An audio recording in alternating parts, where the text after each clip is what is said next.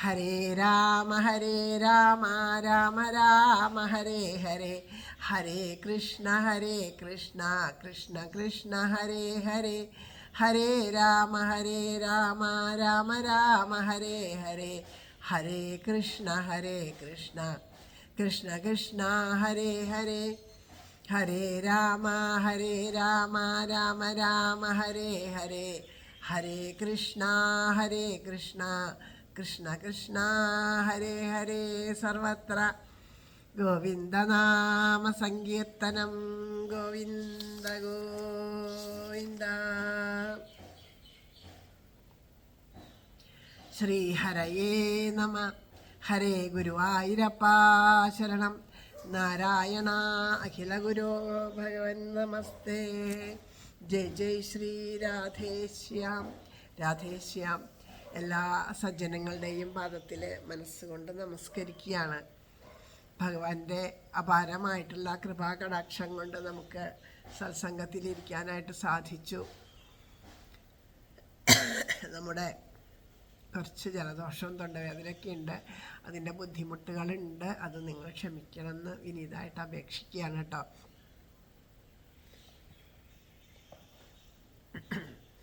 നമ്മുടെ ഭാഗവതം പാരായണം അടുത്ത ഭാഗം ഭാഗവത മാഹാത്മ്യം 5-ാം അധ്യായത്തിലെ 43 വരെയുള്ള ഭാഗങ്ങളാണ് നമ്മൾ ഇന്നലെ വരെ പാരായണം ചെയ്ത് സമർപ്പിച്ചത്. അപ്പോൾ ഇന്ന് പാരായണം ചെയ്യണത് 43-ാമത്തെ ശ്ലോകം മുതലാണ് നമുക്കിന്ന് പാരായണം ചെയ്യാനായിട്ട് തുടങ്ങുന്നത്. അതായത് സൂര്യഭഗവാൻ പറയണു, സപ്താഹമായിട്ട് ഭാഗവതം വായിച്ച് കേൾപ്പിക്കുക എന്നുള്ളതാണ് ഏറ്റവും വലിയ യജ്ഞം. അതിലും വലുതായിട്ട് ഒന്നുമില്ല പ്രേതത്തിന് മുക്തി ലഭിക്കാൻ. നമ്മൾ ഗോകർണൻ്റെ ചോദ്യത്തിന് സൂര്യഭഗവാൻ നൽകുന്ന ഉത്തരമായിട്ടാണ് എങ്ങനെയാണ് ധുന്തുകാരിയുടെ പ്രേതത്തിൻ്റെ മഹാപാപം അത്രയും മഹാപാപമാണ്. അപ്പോൾ അത് മുഴുവൻ തീരാനായിട്ട് ഗയാശ്രാദ്ധം പോലും ഊട്ടിയാൽ തീരാത്ത അത്രയ്ക്ക് എങ്ങനെയാണ് ഇനിയിപ്പോൾ ചെയ്യുക എന്നുള്ളത് ചോദിച്ചപ്പോൾ 100 ഗയാശ്രാദ്ധം പോലും ഊട്ടിയാൽ അതുകൊണ്ടൊന്നും ഗതി ഉണ്ടാവില്ല എന്ന് പറഞ്ഞപ്പോൾ സൂര്യഭഗവാനോട് ചോദിക്കണു. സൂര്യഭഗവാൻ പറയണു ഭാഗവതം സപ്താഹമായിട്ട് നടത്താൻ പറയണു. അപ്പോൾ ഏത് വിധത്തിലും അത് ചെയ്യണമെന്ന് എല്ലാവരും കൂടി തീരുമാനിച്ചു. ഗോകർണനും സപ്താഹത്തിന് ഒരുങ്ങണ ഭാഗം വരെയാണ് നമ്മൾ പാരായണം ചെയ്തത്.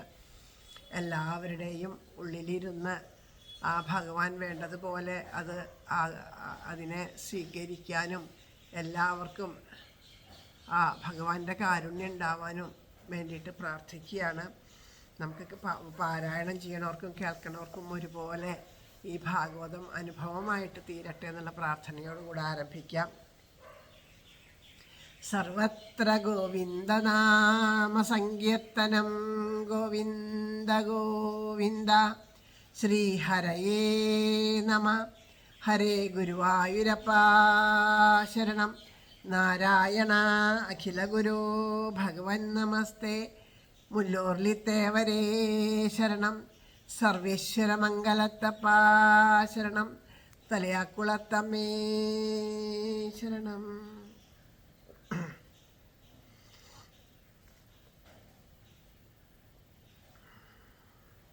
43-ാമത്തെ ശ്ലോകം. ഗോകർണോ നിശ്ചയം കൃത്വാ വചനാർത്ഥം പ്രവർത്തിത തത്ര സംശ്രവണാർത്ഥായ ദേശഗ്രാമജനായയു. സപ്താഹം കേൾക്കുവാനെത്തി കുഗ്രാമീണ ജനാവലി പാപശാന്തി കൊതിച്ചന്ധൻ വൃദ്ധൻ മന്ദൻ മുടന്തനും.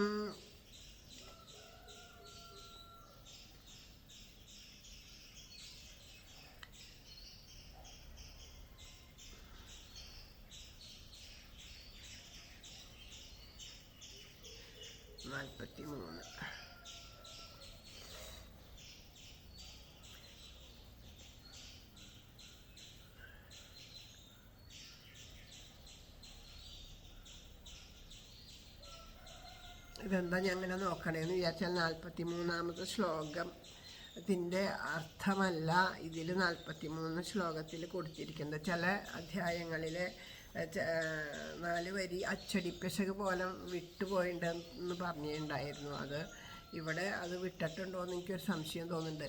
ഗോകർണോ നിശ്ചയം കൃത്വാ വചനാർത്ഥം പ്രവർത്തിന തത്ര ശ്രവണാർത്ഥായ ദേശഗ്രാമജനായയു.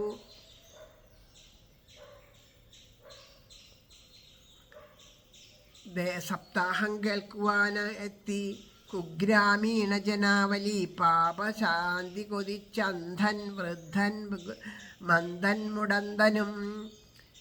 അത് ആ വാക്കുകൾ അടുത്ത ശ്ലോകത്തിലാണ് വരണത്. അതുകൊണ്ടാണ് ഞാനൊന്ന് സംശയിച്ച് നോക്കിയത്. പങ്ക്വ അന്ധ വൃദ്ധമന്ദാശ്ചാതേബി പാപക്ഷയായ വൈ സമാജസ്തു മഹാഞ്ജാതോ ദേവവിസ്മയകാരക. അപ്പോൾ 7 ദിവസം കൊണ്ട് സപ്താഹം വായിക്കാൻ തീരുമാനിച്ചുകൊണ്ട് ആ പ്രേതത്തിന് മുക്തി നൽകാൻ വേണ്ടിയിട്ട് ആ ഗോകർണൻ തീരുമാനിച്ചപ്പോൾ അത് കേൾക്കാനായിട്ട് ആ ഗ്രാമത്തിലുള്ളവരെല്ലാവരും വന്നു. അതിലെ മുടന്തൻ, അന്ധൻ, വൃദ്ധൻ, മൂഢന്മാരെ മുതലായിട്ട് എല്ലാവരും ഉണ്ടായിരുന്നു. അപ്പോൾ ആ പാപക്ഷയത്തിനായിട്ട് ആ സപ്താഹ ശ്രവണത്തിന്, അതായത് ഇത്രയും ഗയാശ്രാദ്ധം ഊട്ടിയാലും തീരാത്ത പാപം ഭാഗവത സപ്താഹ ശ്രവണം കൊണ്ട് കേൾക്കും എന്ന് എല്ലാവരും അറിഞ്ഞപ്പോൾ നമ്മൾ അറിഞ്ഞോ അറിയാണ്ടോ എന്തെല്ലാം പാപങ്ങൾ ചെയ്തിട്ടുണ്ടാവുമല്ലേ. അപ്പം നമ്മളുടെയൊക്കെ പാപം നശിക്കാൻ സപ്താഹം കേൾക്കുകയാണ് വേണ്ടതെന്ന് തിരിച്ചറിഞ്ഞിട്ട് ജനങ്ങളെല്ലാവരും അബാലവൃദ്ധൻ ജനങ്ങളും അവിടെ വന്നു. ദേവന്മാർ പോലും ആശ്ചര്യത്തോടു കൂടിയിട്ട് ആ ഒരു രംഗം വീക്ഷിക്കുകയാണ്. ദേവന്മാർ പോലും.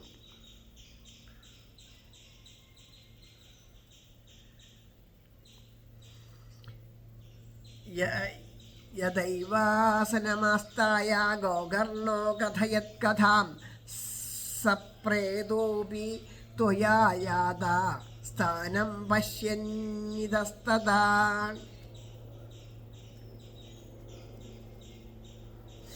ഗോകർണൻ ശ്രീകൃഷ്ണകഥ പറയാനായിരിക്കവേ സുരരും വിസ്മയിക്കും മട്ടെത്തിച്ചേർന്നു ജനാവലി.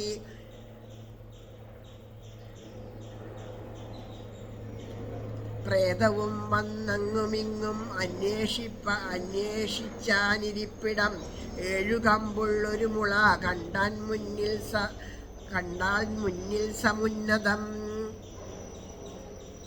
ഗോകർണം ഭാഗവതം വായിക്കാനായിട്ട് വന്നപ്പോൾ അവിടെ ഇരുന്നപ്പോൾ ദുന്ദുകാരിയുടെ പ്രേതവും തനിക്ക് അനുചിതമായ സ്ഥലം എവിടെയാണെന്ന് അങ്ങനെ അന്വേഷിച്ചു കൊണ്ടിരിക്കുകയാണ്. അപ്പോൾ അവിടെ ഒരു മുള കാണുകയാണ് ഉണ്ടായത്. ആ മുള കണ്ടിട്ട് ആ മുളയിലിരുന്നു എന്ന് പറയുന്നു. സപ്താഹ ഗ്രന്ഥിയുധം തത്ര പശ്യത് കീചകമുച്ഛ്രിതം തന്മൂലഛിദ്രമാവശ്യ ശ്രവണായ സ്ഥിതോഹ്യസൗ. വായിക്കാൻ നിശ്ചയിക്കുന്ന സാധനത്തിൻ്റെ സമീപത്താണ് 7 കമ്പുകളോട് കൂടിയിട്ടുള്ള ഒരു മുള കണ്ടത്. അത് ഉയരത്തിലായിട്ട് നിൽക്കുന്നുണ്ട്. ഇപ്പോൾ വായന നടക്കുന്ന സ്ഥലത്തിൻ്റെ സമീപത്ത് നമ്മുടെ പോലെ ഇന്നത്തെ പോലെ ഇങ്ങനെ ഇരിപ്പിടങ്ങളൊക്കെ വച്ചിട്ടുള്ള സ്ഥലത്തല്ലല്ലോ. ആ പ്രദേശത്ത് ഇരുന്ന് പറയുമ്പോൾ അവിടെ എല്ലാവരും വന്നു ചേർന്നിരിക്കുന്നതിൻ്റെ അടുത്ത് ഒരു മുള നിൽക്കുന്നുണ്ട്. ആ മുളയുടെ അത് നോക്കുമ്പോൾ ഉയരത്തിൽ നിൽക്കുന്നുണ്ട്. അപ്പോൾ അതിന് 7 കമ്പുകളോട് കൂടിയിട്ടുള്ള മുളയാണ്. അപ്പോൾ അതിൻ്റെ ഏറ്റവും അടിയിലുള്ള ദ്വാരത്തിൽ കൂടെ ആ പ്രേതം അതിൻ്റെ ഉള്ളിലേക്ക് പ്രവേശിച്ചിട്ട്, ദുന്ദുകാരിയുടെ പ്രേതം പ്രവേശിച്ചിട്ട് ആ സപ്താഹം കേൾക്കാനായിട്ട് അവിടെ ഇരുന്നു എന്ന് പറയാം. ഹരേ ഗുരുവായൂരപ്പ. വാദരൂപീ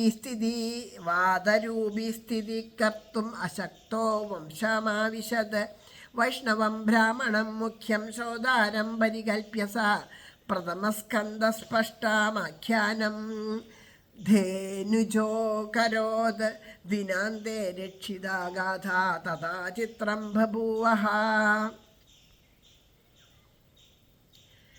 കടയ്ക്കുള്ളിലെത്തു തുളവഴി ഉൾപ്പൂകി കഥ കേൾക്കുവാൻ വാദരൂപിക്ക് അനങ്ങാതെ ഇരിക്കാൻ ആശ്രയം മുള ഒരു വൈഷ്ണവനെ ശ്രോതൃമുഖ്യനാക്കി തുടങ്ങിനാൻ ഗോകർണൻ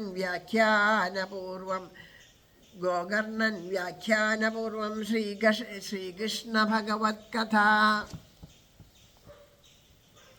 സന്ധ്യയ്ക്ക് അവസാനിക്കെ കണ്ടു വിസ്മയമാളുകൾ. പൊട്ടി മുളയിലാദ്യത്തെ കമ്പൊരുച്ചസ്വരത്തോടെ. വംശൈഗ്രന്ഥിഭേദാഭൂത് സശബ്ദം പശ്യതം സദം. ദ്വിതീയഗ്നി തഥാ സായം ദ്വിതീയഗ്രന്ഥിഭേദിനം. തൃതീയഗ്നി യഥാ സായം തൃതീയഗ്രന്ഥിഭേദിനം. ഏവം സപ്തദിനൈർവംശസപ്തഗ്രന്ഥിം വിഭേദനം. പ്രേതോപി ദ്വാദശസ്കന്ധശ്രവണാത് പ്രേതതാം ജഹു. ദിവ്യരൂപധരോ ജാത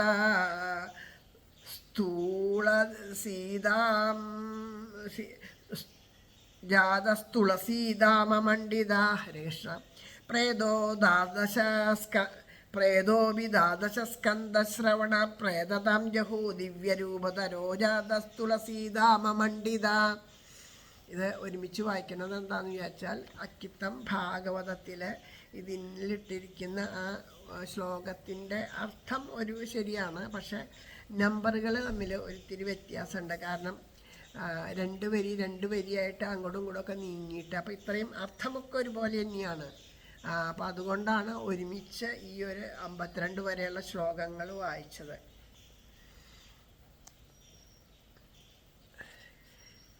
രണ്ടാമത്തെ മുളക്കമ്പു പൊട്ടി 2-ാം ദിവസമന്തിയിൽ. മൂന്നാമത്തെ കമ്പു പൊട്ടി 3-ാം ദിവസമന്തിയിൽ. 7 കമ്പും പൊട്ടി 7 ദിവസം കൊണ്ടതേ വിധം.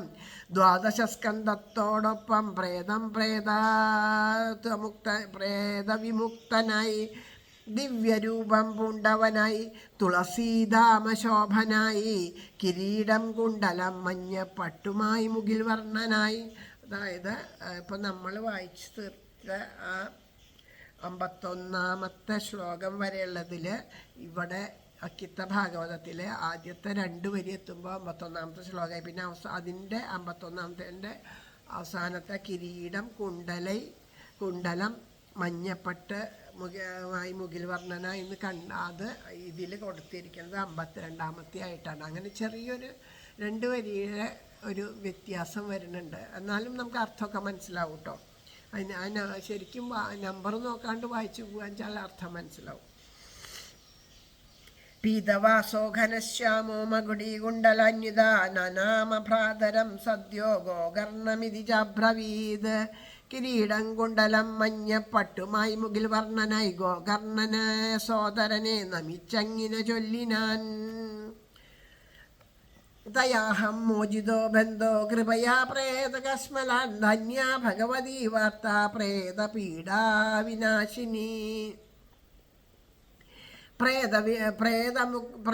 പ്രേതത്വമുക്തൻ ഞാൻ ബന്ധോ ഭഗവൽ കാരുണ്യവായ്പിനാൽ. പ്രേതബാധ നശിപ്പിക്കും ധന്യമീ ഭഗവൽ കഥ. സപ്താഹോപി യഥാ ധന്യ കൃഷ്ണലോകഫലപ്രദ. കമ്പന്തേ സർവപാപാനി സപ്താഹശ്രവണേ സ്ഥിതേ. കൃഷ്ണലോകത്തിലെത്തിക്കും 7 നാൾ കൊണ്ടു കേൾക്കുകിൽ. ഇക്കഥാശ്രവണം നമ്മെ കൊല്ലും പെട്ടെന്ന സംശയം. ഇപ്പോൾ വായിച്ചുകൊണ്ടിരിക്കുന്നത് ഒരു ശ്ലോകത്തിൻ്റെ ആദ്യത്തെ 2 വരിയാണ് വായിക്കുന്നത്. പുസ്തകം കയ്യിലുള്ളവർക്ക് അതറിയാം, കയ്യിലില്ലാത്തവർക്ക് യാതൊരു സംശയവും ഉണ്ടാവില്ല. കയ്യിലുള്ളവർക്ക് അതറിയാം. അത് നമ്മൾ ആ 2 വരിയുടെ ഒരു വ്യത്യാസം ഇതിൽ വരുന്നുണ്ടെന്നുണ്ടെങ്കിൽ അർത്ഥമൊക്കെ ശരി തന്നെയാണ്. അപ്പോൾ അതുകൊണ്ട് ഇനിയിപ്പോൾ അതിൻ്റെ അടിയിലുള്ള 2 വരി വായിക്കാൻ പോകണേ ഉള്ളൂ. ഇതിൽ നമ്പറിലാണ് വ്യത്യാസം വന്നിരിക്കുന്നത് കേട്ടോ. അതൊന്ന് ശ്രദ്ധിക്കണേ. അതുകൊണ്ടാണ് അങ്ങനെ തന്നെ വായിച്ചത് പറയണത്. അപ്പോൾ 7 ദിവസം സപ്താഹം നടത്താമെന്ന് പറഞ്ഞു. 1-ാമത്തെ ദിവസം കൊണ്ട് 7 കമ്പുള്ള മുള എന്ന് പറഞ്ഞാൽ ആ മുളയുടെ ഇടയിൽ ഇങ്ങനെ കാണാമല്ലോ. ആ 7 കമ്പുള്ള മുളയുടെ അടിയിലാണ് ഈ വായുരൂപത്തിൽ ഈ പ്രേതം പ്രവേശിച്ചത്. ഒന്നാമത്തെ ദിവസം കൊണ്ട് ഒന്നാമത്തെ കമ്പ് പൊട്ടി, രണ്ടാമത്തെ ദിവസം കൊണ്ട് രണ്ടാമത്തെ, അങ്ങനെ 7 ദിവസം കൊണ്ട് 7 കമ്പും പൊട്ടിയപ്പോൾ ഈ മുള പിളർന്ന് വീണു, പരസ്പരം പിളർന്ന് വീണു. അപ്പോൾ അതിൻ്റെ ഉള്ളിൽ നിന്ന് ദിവ്യനായിട്ടുള്ളൊരു പുരുഷൻ എഴുന്നേറ്റ് നമസ്കരിച്ചിട്ട് പറഞ്ഞു, ഞാൻ തന്നെയാണ്, ആ ഗോകർണനാണ് ഞാൻ. ആ ദിവ്യ പുരുഷൻ എങ്ങനെയാണ് പ്രേതഭാവത്തെ വെടിഞ്ഞിട്ട് തുളസിമാലയൊക്കെ ധരിച്ച് ആ മഞ്ഞപ്പെട്ടും ഒക്കെ ആയിട്ട് ആ മകര കിരീടകുണ്ടലങ്ങളോടൊക്കെ കൂടിയിട്ട് ശരിക്കും ആ കൃഷ്ണസാരൂപ്യം, കൃഷ്ണസ്വരൂപം ധരിച്ചുകൊണ്ട് വിഷ്ണു പാർഷദനായിക്കൊണ്ട് ആ ഗോകർണനെ നമസ്കരിച്ചിട്ട് പറഞ്ഞു, ഞാൻ പ്രേതരൂപത്തിലിരിക്കുന്ന ദുന്ധുകാരിയാണ് ഞാൻ. എന്നെ പാപത്തിൽ നിന്ന് അങ്ങ് മോചിപ്പിച്ചപ്പോൾ ഞാനിതാ സാക്ഷാൽ ആ ഭഗവാന്റെ ആ വിഷ്ണു പാർഷദന്മാരിൽ ഒരാളായിട്ട് തീർന്നു. ശ്രീകൃഷ്ണ ലോകത്തെ ശ്രോതാക്കൾക്കെല്ലാം ആ ശ്രീകൃഷ്ണ ലോകത്തെ പ്രദാനം ചെയ്യുന്നതാണ് ഈ സപ്താഹ പാരായണവും എന്ന് പറഞ്ഞാൽ അത്രയും ധന്യമാണ് സപ്താഹ പാരായണം. അപ്പോൾ സപ്താഹ പാരായണം കേൾപ്പിക്കാൻ ഇരിക്കുന്നവരെ ബാധിച്ചിരിക്കുന്ന സർവപാപവും ഇല്ലാണ്ടാവണു എന്നെല്ലാം പറയണു.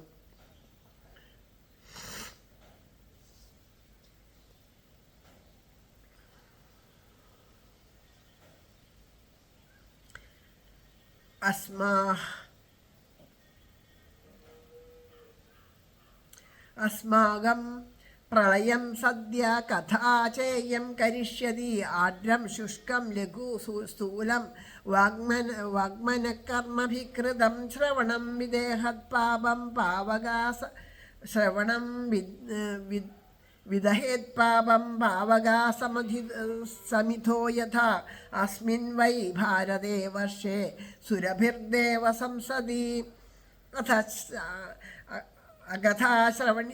ശ്രാവിണാം പുംസാം നിഷ്ഫലം ജന്മകീർത്തിതം കിം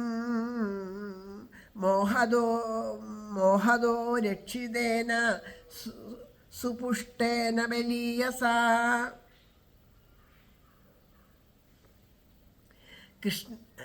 കൃഷ്ണലോകത്തിലെത്തിക്കും 7 നാൾ കൊണ്ടു കേൾക്കുകിൽ ഇക്കഥാശ്രവണം നമ്മെ കൊല്ലും പെട്ടെന്ന സംശയം. നമ്മുടെ എല്ലാ പാപങ്ങളെയും ഇല്ലാണ്ടാക്കും എന്നാണ് അവിടെ കൊല്ലും എന്നുള്ളതിന് പറയുന്നത്.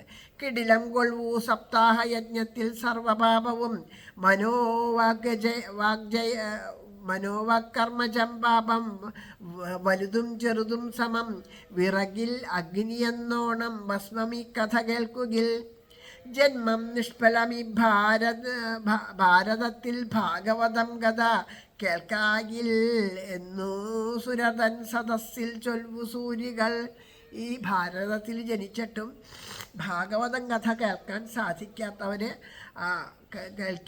കേൾക്കാൻ അത് അവരുടെ ജന്മം നിഷ്ഫലാണ്. അവർ ജനിച്ചത് കൊണ്ട് ഒരു പ്രയോജനം, ഭാരതഭൂമിയിൽ മനുഷ്യനായി ജനിച്ചിട്ടും അത് പ്രയോജനമില്ലാണ്ട് പോവുകയാണ് ഭാഗവതം കേട്ടിട്ടില്ലെങ്കിൽ എന്ന് മഹാത്മാക്കൾ അനുസ്മരിക്കണമെന്നിവിടെ പറയുകയാണ്. അതാണ് പറയണത്. അതായത് പറഞ്ഞല്ലോ, അക്കഥാശ്രാവിണം പുംസാം നിഷ്ഫലം ജന്മകീർത്തിതം കിം മോഹദോ രക്ഷിതേ സുപുഷ്ടേന ബലീയസ അധ്രുവേണ ശരീരേണ ശുഖശാസ്ത്രകഥാം വിന. ചോദിക്കണു, പറയണു, നശിക്കുമുടലെന്തിന്നു കാത്തുപോറ്റി കരുത്തോടെ രക്ഷിപ്പൂ ശുഖശാസ്ത്രാഭിമുഖ്യമല്ലെങ്കിൽ നിഷ്ഫലം. ഈ ഭാഗവതം കേൾക്കാൻ സാധിക്കണില്ല വെച്ചാൽ പിന്നെ എന്തിനാണ് ഈ ശരീരത്തിനെയൊക്കെ പോറ്റി രക്ഷിച്ചുണ്ടാക്കണത്? ഈ മനുഷ്യജന്മം കൊണ്ട് സഫലമാക്കേണ്ടത് ഈശ്വര സാക്ഷാത്കാരാണ്. അതിന് കഴിയാണ്ട് അത് വേണം എന്നുണ്ടെങ്കിൽ എന്ത് വേണം? ഇതുപോലെയുള്ള ഭഗവാന്റെ കഥകൾ കേൾക്കണം, ഭാഗവതം കേൾക്കണം. ആ മഹാത്മാക്കൾ അനുസ്മരിച്ച് തരുന്ന ഭാഗവതത്തെ കേൾക്കാനായിട്ട് നമുക്ക് സാധിക്കണം. അതിനൊന്നും സാധിക്കില്ല എന്നുണ്ടെങ്കിൽ പിന്നെ ഈ ജന്മം നിഷ്ഫലമാണ്. പിന്നെ എന്തിനാണ് അതിനെ വെറുതെ ആഹാരമൊക്കെ കൊടുത്ത് അതിനെ പുഷ്ടിപ്പെടുത്തി ജീവിച്ചത് കൊണ്ട് എന്ത് ഫലം എന്ന് ചോദിക്കുകയാണ്.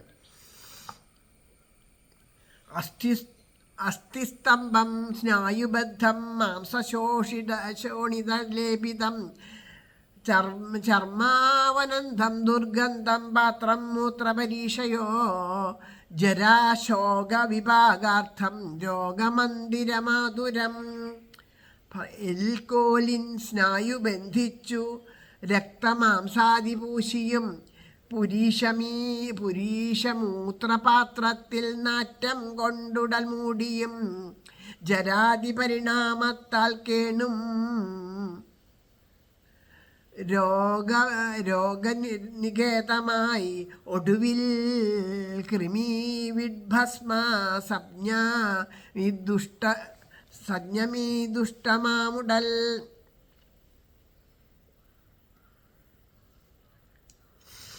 പറയണ എല്ലുവാകുന്ന തൂണുകളിലെ ഞരമ്പാകുന്ന കയറുകളെ കൊണ്ട് കെട്ടി ഉറപ്പിക്കപ്പെട്ടിട്ട് മാംസം രക്തം എന്നുകൊണ്ട് ലേപിച്ചിട്ട് ആ തൊലി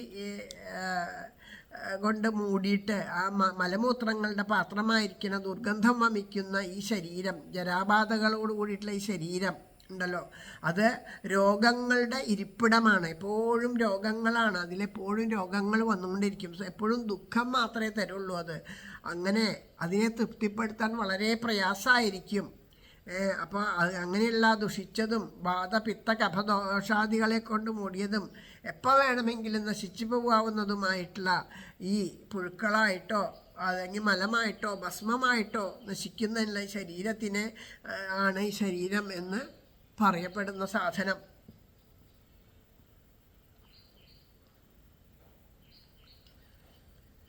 അസ്ഥിരേണ സ്ഥിരം കർമ്മ കുതോയം സാധയന്നഹി യത്പ്രാന്ത സംസ്കൃതം ചാന്യം സായം തച്ഛ വിനിശ്യതി. കെടുമന്തിക്കു മുമ്പ് അന്നം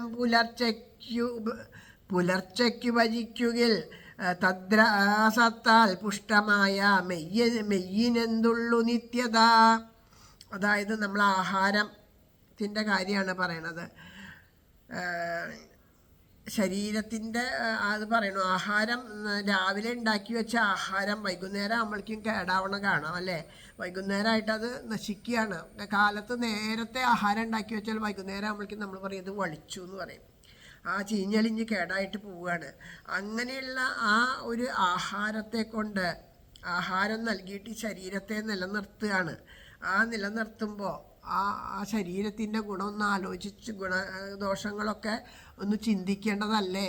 അങ്ങനെ നശിച്ചു പോണതാണ്. കാലത്ത് ഉണ്ടാക്കുന്ന ഭക്ഷണം വൈകുന്നേരം ആകുമ്പോഴേക്കും നശിക്കുന്നു. അങ്ങനെയുള്ള ആ ആഹാരം കൊണ്ടാണ് ഈ ശരീരത്തിൻ്റെ നിലനിൽപ്പ്. അപ്പോൾ ആ ശരീരത്തിൻ്റെ ഗുണം എത്രയുണ്ടെന്ന് ചിന്തിക്കേണ്ടതല്ലേ എന്ന് പറയാണ്. അസ്ഥിരേണ സ്ഥിരം കർമ്മ കുതോയം സാധയന്നഹി യത്പ്രാത സംസ്കൃതം ജാന്നം സായം തച്ഛ വിനിശ്യതി. വൈകുന്നേരം ആകുമ്പോഴേക്കും നശിച്ചു പോണത്.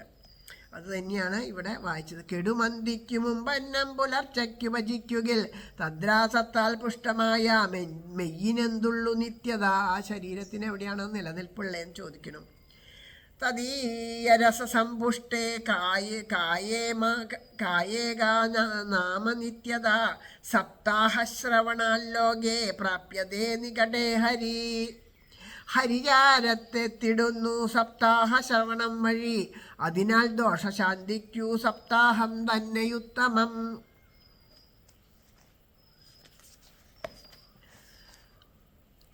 അതോ ദോഷനിവൃത്താർത്ഥമേതദേവാഹി സാധനം ബുദ്ബുധ ഇവ തോയേഷു വശക ഇവ ജന്തുഷു ജായന്തേ മരണായൈവ കഥാശ്രവണവർജിത.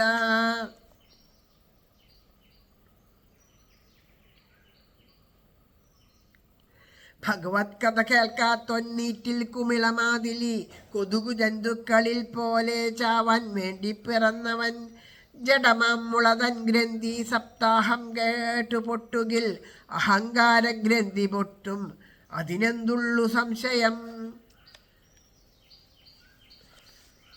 അതായത് പാപപരിഹാരാർത്ഥം ശ്രീമദ് ഭാഗവതം തന്നെയാണ് ഉത്തമം. അതിൽ ഭാഗവതം കേൾക്കാണ്ട് ജീവിക്കുന്നവരുടെ ഇത് എന്താ നീർപ്പോള പോലെ അല്ലെങ്കിൽ ഈച്ച കൊതുക് എന്നുള്ള പ്രാണികളെ പോലെ മാത്രം നശിക്കാൻ മാത്രമായിട്ട് ജീവിക്കുകയാണ്. ആ പരമപുരുഷപ്രാപ്തിയൊന്നും ലഭിക്കണില്ല എന്ന് പറയാണ്. അപ്പം അങ്ങനെ ജഡവും വിരസവുമായിട്ടുള്ള ആ വേണു അല്ലേ, ഭഗവാന്റെ ആ വേണു ഉണ്ടല്ലോ, അതായത് ഒരു മുളങ്കോലാണ് കൊണ്ടാണ് ഭഗവാൻ ഇത്രയും മനോഹരമായിട്ടുള്ള ഗീതം പൊഴിക്കണത്. ആ വേണു നിർമ്മിച്ചത് എങ്ങനെയാ? ആ മുളയുടെ ഉള്ളിലുള്ള ഇതുപോലെയുള്ള അതിൻ്റെ ആ ഗ്രന്ഥികളെയൊക്കെ, അതിൻ്റെ ഉള്ളിലെ തടസ്സങ്ങളെയൊക്കെ ഒട്ട ചെയ്തിട്ട് നല്ലോണം അതിൻ്റെ പൊള്ളയാക്കി തീർക്കും അല്ലേ. എന്നിട്ട് അതിന് ദ്വാരങ്ങളിട്ടിട്ട് ആ ദ്വാരങ്ങളിലേക്കൂടെ വിളിക്കുമ്പോഴാണ് അതിന് മധുരമായിട്ടുള്ള ശബ്ദം വരുന്നത്. അതുപോലെ തന്നെയാണ് ഭാഗവത ശ്രവണം കൊണ്ട് ചിത്തത്തിൽ നിറഞ്ഞിരിക്കുന്ന ആ വാസനകളാകുന്ന ഗ്രന്ഥികളെ നിശേഷം നശിപ്പിക്കും എന്നുള്ളതിൽ ഒട്ടും ആശ്ചര്യപ്പെടാനില്ല. ഭഗവാന്റെ കഥകൾ അങ്ങനെയാണ്. ഭഗവാന്റെ കഥകൾ കേട്ടാൽ നമ്മളുടെ ആ ഉള്ളിലുള്ള വാസനയുടെ ആ ഗ്രന്ഥികളെല്ലാം നശിച്ചു പോകും എന്ന് പറയണു. ജഡമാം മുളതൻ ഗ്രന്ഥി സപ്താഹം കേട്ടു പൊട്ടുകിൽ അഹങ്കാര ഗ്രന്ഥി പൊട്ടും അതിനെന്തുള്ളു വിസ്മയം. അതിനെന്താത്ര വിസ്മയിക്കാനുള്ളതെന്ന്? ആ ജഡമാകുന്ന ഒരു മുളയുടെ, ജീവനില്ലാത്തൊരു മുളയുടെ ഉള്ളു പൊള്ളയാക്കിയിട്ട് അതിലൂടെ ആ ഗ്രന്ഥി അതിൻ്റെ ഉള്ളിലൂടെ ഭഗവാൻ വേണുഗാനം വിളിക്കുന്നു. അങ്ങനെയുള്ള ആ ഗ്രന്ഥി അതിൻ്റെ ഉള്ളിലാണ് ഈ പ്രേതം വന്നിരുന്നത്. ആ സപ്താഹം കേൾക്കും തോറും ആ പ്രേതത്തിന് വിമുക്തി നൽകാനായിട്ട് അത് കേട്ടിട്ട് അതിൻ്റെ ഉള്ളു പൊള്ളയായി തുടങ്ങുകയാണ്. കാരണം അങ്ങനെ ആ മുളയുടെ ഉള്ളു ഇങ്ങനെ പൊളിഞ്ഞ് അതിലൂടെ ആ ഒരു ധുന്തുകാരിയുടെ ജീവൻ പുറത്തേക്ക് വരികയാണല്ലോ. അപ്പോൾ അതുപോലെ അങ്ങനെ ഒരു മുളയുടെ ഉള്ളിൽ ഗ്രന്ഥി പൊട്ടിയെന്നുണ്ടെങ്കിൽ പിന്നെ അഹങ്കാര ഗ്രന്ഥി പൊട്ടുന്നുള്ളതിന് സംശയമുണ്ടോ എന്ന് ചോദിക്കുക.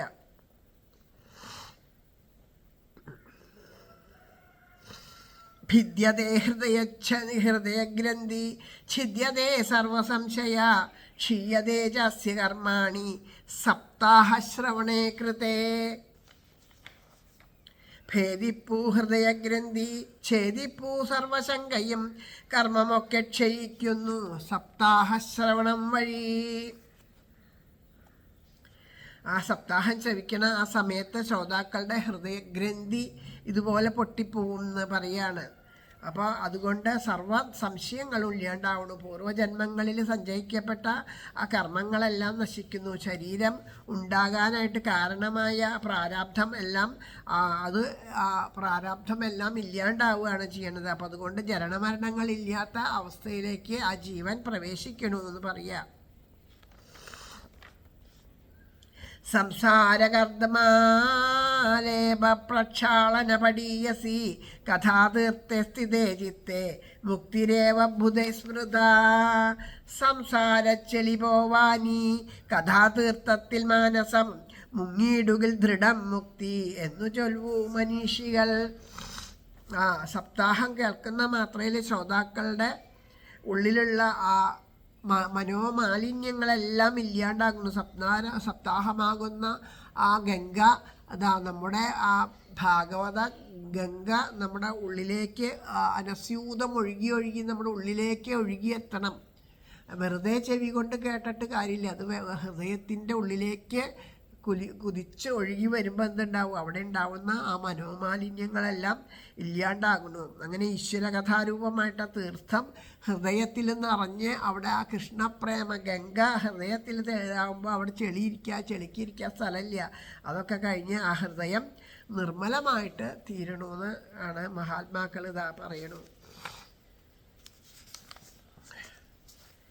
ഏവം ബ്രൂവതി വൈ തസ്മിൻ വിമാനമാഗതത്തഥാ വൈകുണ്ഠാസ്യഭിരുക്ത്യം പ്രസ്ഫുരദീപ്തിമണ്ഡലം.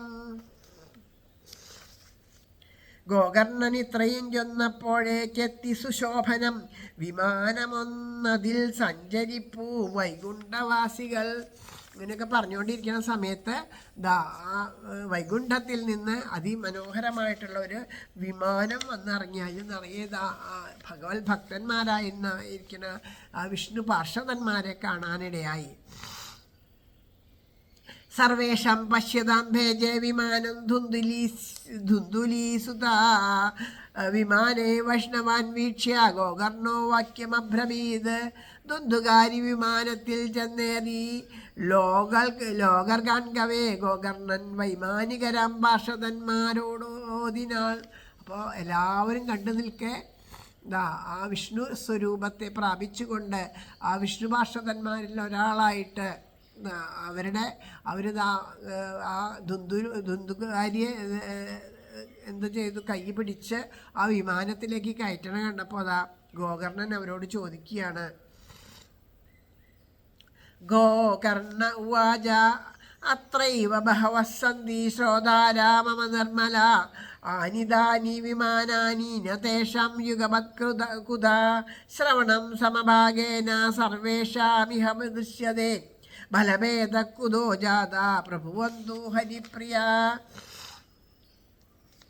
ഗോകർണൻ പറഞ്ഞു, ഏറെ പേരുണ്ടെൻ്റെ സപ്താഹം കേട്ടോരിങ്ങു നിർമ്മലർ, എത്താത്തതെന്തവർക്കുള്ള വിമാനങ്ങളും ഇങ്ങനെ. സപ്താഹമൊരുവേൽ കേട്ടതാണിങ്ങുള്ളവരെ വരും ഫലം വ്യത്യസ്തമാവാനെന്തോതുവിൻ ഫലം വ്യത്യസ്തമാവാനെന്തോതുവിൻ വിഷ്ണുദാസരെ. ഹരിദാസ ഊജു ശ്രവണസ്യ വിഭേദേന ഫലഭേദാഭി സംസ്ഥിത ശ്രവണം തു കൃതം സർവൈർന തഥാ മനനം കൃതം ഫലഭേദസ്തതോ ജാതോ ഭജനാദഭിമാനത സപ്താഹമാത്ര സപ്തരാത്രമുപോഷ്യൈവ പ്രേതേന ശ്രവണം കൃതം. ഹരിദാസൻ പറഞ്ഞു, ഫലഭേദം വരുത്തുന്നു ശ്രവണത്തിൻ്റെ ഭിന്നത. കേൾക്കിലും കേട്ടത് ഉൾക്കൊണ്ടില്ല അന്യന്മാരും ഇത്രമേൽ. അതിനാൽ ഫലഭേദത്തിൻ മൂലം ഭജന ഭിന്നത. കേട്ടാനുപവസിച്ചേഴു നാളല്ലോ പ്രേതമിക്കഥ. ചെയ്താൻ മനനവും സുസ്ഥിരാശയൻ വേണ്ട മാതിരി. അപ്പോൾ ദാ ഗോകർണൻ ചോദിക്കുകയാണ്, എല്ലാവരും ഒരുപോലെ ഇവിടെ ഇരുന്ന് സപ്താഹം കേട്ടു, പക്ഷേ അവർക്കൊന്നുള്ള വിമാനങ്ങളൊന്നും വന്നില്ലല്ലോ. ആകെ കൂടി ധുന്ദുകാരിക്കുള്ള വിമാനം മാത്രമല്ലേ വന്നുള്ളൂ. അതെന്തുകൊണ്ടാണ്? എല്ലാവരും ഒരുപോലെ ഇരുന്ന് കേട്ടു, 7 ദിവസം ഒരേപോലെ ഇരുന്ന് ഒരേ കഥ ഒരാൾ പറയണത് ഒരുപോലെ കേട്ടു. എന്നിട്ട് എന്തേ അവർക്ക് വ്യത്യസ്തമായിട്ടുള്ള അനുഭവം ഉണ്ടായതെന്ന് ചോദിക്കുമ്പോൾ ഹരിദാസന് പറയണത് ശ്രവണത്തിൻ്റെ ഭിന്നത കൊണ്ടാണ്. അതായത് കേൾക്കുകയാണ് എന്നുണ്ടെങ്കിലും ആ കേട്ട് ഇതുപോലെ ആ പ്രേതം കേട്ടതുപോലെ ആരും കേട്ടില്ല. കാരണം ആ പ്രേതത്തിന് വേറെ ഒരു ഗതിയില്ല, ഇത് മാത്രമേ ഉള്ളൂ എന്ന് ബോധ്യമായി. കാരണം എന്താ, ഗയാശ്രാദ്ധ കുട്ടി പലതും ചെയ്തു, എന്നിട്ടോ അതിനൊരു ഗതി കിട്ടിയില്ല. ആകെ കൂടി ഗതി കിട്ടാൻ ഇതേ ഉള്ളൂ എന്ന് പറഞ്ഞപ്പോൾ ഇതിൽ നിന്നാണ് ഗതി എന്ന് അറിഞ്ഞത് കൊണ്ട് അത് സശ്രദ്ധം അത് മനസ്സിരുത്തി കേട്ടു എന്ന് മാത്രമല്ല, ആ കേട്ടതിനെ പറ്റി ചിന്തിച്ചിട്ട് അതിൻ്റെ എന്താണോ കേട്ടത് അതിനെ വേണ്ടതുപോലെ ഉൾക്കൊള്ളാനായിട്ട് ആ പ്രേതത്തിന് സാധിച്ചു. അപ്പം അതുകൊണ്ടാണ് കേട്ടത്, ആ പ്രേതം കേട്ടതുപോലെ കേട്ടില്ല. ഉപവസിച്ചേഴു നാളല്ലോ പ്രേതമിക്കഥ. ചെയ്താൻ മനനവും സുസ്ഥിരാശയൻ വേണ്ട മാതിരി. മനസ്സിരുത്താത്ത കേൾവി അർത്ഥം തെറ്റിദ്ധരിക്കലും ഹതം ശങ്കാലുവിൻ മന്ത്രം ഇടയിൽ സ്വാർത്ഥ ചിന്തയും. ആ ശ്ലോകം വായിച്ചില്ല, അതെ 73. മനനാദി തഥാ തേന സ്ഥിരചിത്തേ കൃതേ വൃശം അദൃഢം ച ഹതം ജ്ഞാനം പ്രമാദേന ഹതം ശ്രുതം. മനസ്സിരുത്തി കേൾവി അർത്ഥം മനസ്സിരുത്താത്ത കേൾവി അർത്ഥം തെറ്റിദ്ധരിക്കലും ഹതം ശങ്കാലുവിൻ മന്ത്രം ഇടയിൽ സ്വാർത്ഥ ചിന്തയും. അതായത് പ്രേതം കേട്ടതെങ്ങനെയാ, ഇത് തന്നെ എനിക്ക് ഗതിയുള്ളൂ എന്ന് ഉറപ്പിച്ചു. അതിൽ പൂർണ്ണമായ മനസ്സർപ്പിച്ചിട്ട് യാതൊരു സംശയവും ഇല്ലാണ്ട് വേണ്ടതുപോലെ അത് ഗ്രഹിക്കാനായിട്ട് പ്രേതത്തിന് സാധിച്ചു. പക്ഷേ അതുപോലെ മനസ്സിരുത്തിയിട്ട് മനസ്സിനെ സ്ഥിരമാക്കിയിട്ട് മനനൊന്നും ചെയ്തില്ല ബാക്കിയുള്ളവർ. അങ്ങനെ ചെയ്താൽ മാത്രമല്ലോ കേൾക്കുന്നവരുടെ കേൾക്കുന്ന മനസ്സിനെ വേണ്ട പോലെ മനസ്സിരുത്താത്തത് കൊണ്ട് അങ്ങനെ വന്നു. പിന്നെ അർത്ഥം പറയുമ്പോൾ അതിനെ തെറ്റിദ്ധരിച്ചെടുക്കുക, പറയുന്നത് വേണ്ടതുപോലെ ഗ്രഹിക്കാണ്ടിരിക്കുക. ഒരു കാര്യം പറയുമ്പോൾ അതിൻ്റെ കേവലം വാക്യാർത്ഥം എടുത്തിട്ട് അതിൻ്റെ പൂർണ്ണമായ ശരിയായ അർത്ഥത്തെ ഗ്രഹിക്കാണ്ടിരിക്കുക, അതുണ്ട്. പിന്നെ ശങ്ക, എന്താ ഇതുകൊണ്ടൊക്കെ കാര്യം ഉണ്ടാവുമോ, ഇതുകൊണ്ടൊക്കെ രക്ഷ ഉണ്ടാവുമോ, ഇത് കേട്ടതുകൊണ്ടൊക്കെ എൻ്റെ പാപം നശിക്കുമോ എന്നുള്ള ശങ്ക. കേൾവി കേട്ടതുകൊണ്ട് എന്താ കാര്യം, ഒന്നും ചെയ്യാണ്ട് വെറുതെ കഥ കേട്ടത് കൊണ്ട്, അങ്ങനെയുള്ള ശങ്കകൾ ഉണ്ടാവില്ല. അതൊക്കെ പിന്നെ അതുകൂടാണ്ട് സ്വാർത്ഥ ചിന്ത നമ്മുടെ ഉള്ളിലുണ്ടാവും. ഇതൊക്കെ നമ്മുടെ ഉള്ളിൽ പല വിധത്തിലുള്ള ചിന്തകൾ, ഇതൊക്കെ കൂടിയിട്ടാണ് നമ്മളിത് കേട്ടുകൊണ്ടിരിക്കുന്നത്. അതുകൊണ്ടാണ് നമുക്ക് വേണ്ടതുപോലെ ഫലം സിദ്ധിക്കാത്തത്. പക്ഷേ ഇതൊന്നും ഇല്ലാണ്ടാണ് ആ പ്രേതം കേട്ടത്. പ്രേതത്തിന് ഒറ്റ ലക്ഷ്യം ഉണ്ടായുള്ളൂ, ആ പ്രേതഭാവത്തിൽ നിന്നും മുക്തി നേടണം. അപ്പം അതിന് വേണ്ടിയിട്ട് സശ്രദ്ധം കേട്ടു, അതിനെ ഉൾക്കൊണ്ടു, വേണ്ടതുപോലെ മനനം ചെയ്തു, അതിൽ തന്നെ ആ മനസ്സുറപ്പിച്ചുകൊണ്ട് ഈശ്വരനെ ശരിക്കും ആ ഈശ്വര സാക്ഷാത്കാരം നേടുകയാണ് ചെയ്തത്.